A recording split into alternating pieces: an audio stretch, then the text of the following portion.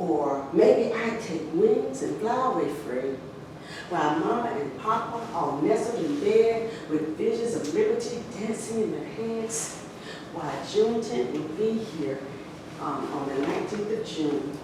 I think it'll be here at the crack of high noon. Now it'll come on a horse, just as simple as that. And he will have some words that will change our life, just like that. Now, he said, Juneteenth is here. I'm here to say, emancipation has come your way. You are now and henceforth forever free. And you all have your liberty. Now, they couldn't believe that they were free. They had a celebration like you wouldn't believe. They danced, they sung, they cooked all their favorite foods, and Juneteenth is celebrated to this very day. Now, think about it. 2.5 years after, Dallas and Texas were the last ones to find out that they were free. And boy, did they make up for the difference with their celebrations. All right, so this next story because slaves didn't only come from Africa, they came from Haiti too. And this story I want you to participate in. So I want you to say, I'm Topingi. Can I say, I'm Topingi? I'm Topingi. She's Topingi. She's Topingi. We're Topingi too. We're Topingi too. All right, we'll do it one more time. I'm Topingi. I'm Topingi. She's Topingi. She's Topingi. We're Topingi too. We're Topingi too. Now, a lot of stories start with an evil stepmother. Now, all stepmothers are not evil. Let's just put that out. Now, Topingi had a father that had passed away, and he had already remarried. Of course, her mother was deceased. He remarried, and this woman was not kind to her at all. Why, Topingi had to do the laundry. She had to do the gardening. She had to cook. She had to wash the windows. She had to wash the floors. She worked so hard that when she went to school, that's when she got rest. Whew. So this particular day, she was at school, and her stepmother decided to go and collect wood because she made candy at the local village. And even though she was mean, she made the sweetest candy you can imagine. So she went out to collect wood, and she didn't have Topingi to carry it for her. So she went out and said, who's going to help me carry this wood back to my house? Would you help me? Would you give me that piece of wood? Thank you. Will you help me? So she gathered wood, and she said, now how am I going to get it home? And this man showed up and said, well, I'll take it for you. I'll carry it home for you, but you got to promise me something. She said, okay, I'll think about it, but let's get home first. And by the time we get there, I can tell you what I can do. So they got home. Topingi had come home from school, but her stepmother didn't know it. So she sat on the porch. Topingi was washing dishes with the window open where she could hear the conversation. And she said, here, I don't have much. Oh gosh, I thought I had some money, but I don't. Oh, I know. Topingi, she could be a servant and she could work for you. I think that would be an even trade. He said, really? She said, yes. And I'm going to send her to the well at noon tomorrow, and she's going to be wearing red. And all you have to do is say, who is Topingi? Topingi didn't cry. She wasn't sad. She just snuck out the back door, and she went over to her friends and said, would you wear red tomorrow? Would you wear red tomorrow? Would you wear red tomorrow? Her friends said, yes, yes, we will. She said, thank you, thank you, thank you. Her friends came to the well in red. Topingi held her red. And here comes that old man. Which one of you is Topingi? Which one? And she said, I'm Topingi. And everybody said, we're Topingi. She's Topingi too. I'm Topingi. She's Topingi. We're Topingi too. That old woman tricked me. I'm going to go back and give her a piece of my mind. So he went back. Topingi had made it back home. He snuck in through the back door. And there was that man knocking on the door, mad as fire. You told me she'd be wearing red. Everybody had on red. Every single person. Oh! She said, but that is so odd. Why something like that happen. Well, tomorrow she's going to be wearing black. Topinji heard it. Snuck out that back door. Went to her friend and said, would you wear black? And people had to well at no door. Would you wear black? And they said, yes, we sure will. So the next day at noon, her friends met at the well. She was at the well. They were all wearing black. And here comes that old man.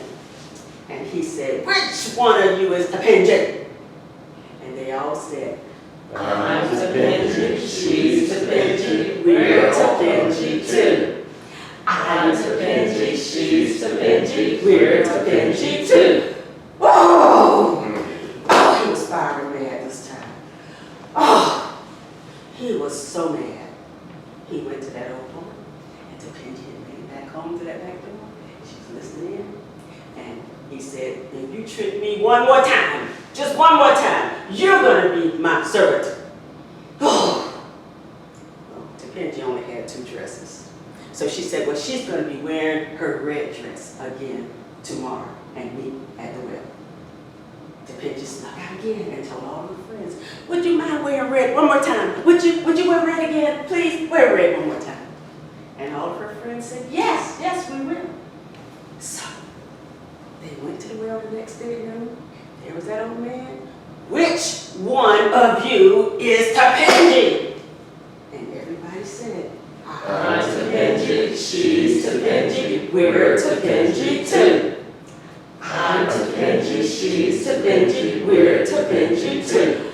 Oh, I have had it. While he went back to that stepmother's home, he said, you are my servant, and you are living with me now. And she went into business, and she left with him. And you know what? She was never, ever seen again. And Topinji was able to live in that home. She brought some of her dad's relatives in, and they lived happily ever after. Found a needle and a needle bent, and that's the way the story went. All right, so. Now, one thing I want to say is that food has been in a lot of my stories. I love to eat. And so this story is, you'll figure it out, an adaptation of another children's story. It's called The Little Cornbread Man, because we love some cornbread, don't we? Yes. Once upon a time, there was a little old man and a little old woman. Well, it was that little old man's birthday. His wife said, I really don't know what to do for him. Over the years, I've given him everything. I just don't know what I can give him for this birthday. So she thought, you know, he loves to eat. You know what? I think I'm going to make him a little cornbread man. So she got out her mixing bowl, and she put in all the ingredients, the cornmeal, a little flour. She put in a little molasses to make it sweet. She put in a little butter, and she put in a little Crisco oil, and she put in some eggs. And she stirred, and she stirred, and she stirred until it was stiff. So she got out her baking sheet, and she put on the little flour on the counter, and she started making that little cornbread man. While she made a little cornbread body, she made 2 cornbread arms and fingers, boop, boop, boop. She made some cornbread legs with some toes, boop, boop, boop. And she got 2 California raisins, and she made some eyes. She took some chocolate chips and made some ears, and then she took the rest of the chocolate chips and made some buttons, and she gave him a little carrot nose, a little petite carrot, and then she gave him a great big licorice smile. It made that cornbread man smile just like this. Now, that cornbread man was looking mighty fine. And so she said, he's sure gonna love this. So she slid it into the oven. And she went on about her chores. Now her husband had been taking a nap. And he woke up and he said, what is that I smell? It sure smells wonderful. Ooh, honey, what is that you're cooking? I smell something smelling mighty good. She yelled at him from the window. She said, look here, old man, mind your own business. Go back and take your nap. He said, that is my business. It's my house, ain't it? So he went in the kitchen, opened the oven door, and out popped that cornbread man. And he said, ha, ha, ha, he, you may be fast, but you can't catch me. Run, run as fast as you can. You can't catch me, because I'm a little cornbread man. He zoomed out that door, and she was so mad. I can't even surprise him. You ruined the surprise. He said, oh no, I'm going to catch that cornbread man. He went running and running, and she went running behind him, but that cornbread man was too fast. He was gone. He ran down the road, leaving dust behind him, and he ran into a horse. Now that horse was grazing, eating some grass, and he saw that cornbread man, and all of a sudden that grass wasn't tasty anymore. He said, hey you, little cornbread man, come on over here and talk to me. The little cornbread man came over and said, ha ha ha, he, you may be fast, but you can't catch me. Run, run as fast as you can. You can't catch me because I'm a little cornbread man. I ran away from a little woman, and I ran away from a little man. I sure can't run away from you. The horse said, we'll see about that. Clumpity, clumpity, clumpity, clumpity. He wasn't very fast. Had little years on his back.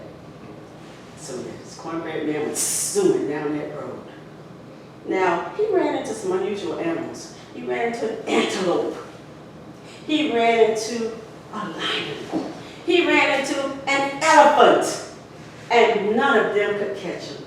Old cornbread man was just way too fast. Well, this time, he ran into a fox. That fox had prepared the most delicious dinner you can imagine. He had candy yams, he had collard greens, he had fried chicken, he had black-eyed peas, and he said, something is missing from this meal. What is missing? And right then, that cornbread man zoomed past him. Hey you look too fun to be running around like that. Come on here and talk to me. The cornbread man came over and said, ha ha ha, he, you may be fast, but you can't catch me. Run, run as fast as you can. You can't catch me, because I'm a little cornbread man. Now, that fox said, well, I need you to come a little closer. I really can't hear you. So he came right up to him, nose to nose. Ha, ha, ha, he, you may be fast, but you can't get...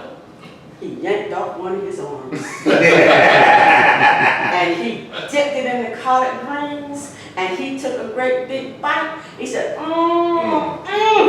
What made this cornbread sure can cook. Yum, yum.